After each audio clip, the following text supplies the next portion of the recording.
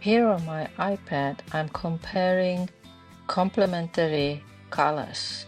First, red. These are digital colors. Complementary is cyan.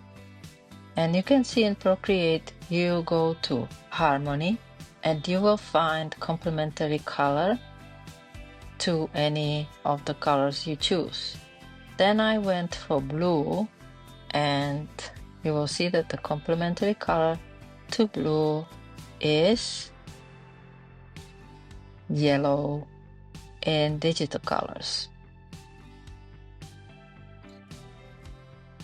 The third main color will be magenta, and complementary color to magenta is green.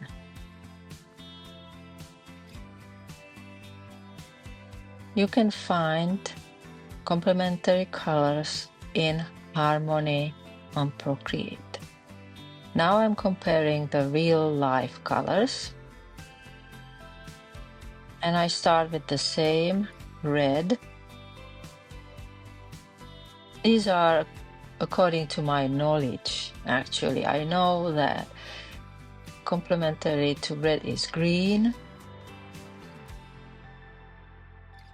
Complementary to blue is in real life not yellow, but orange.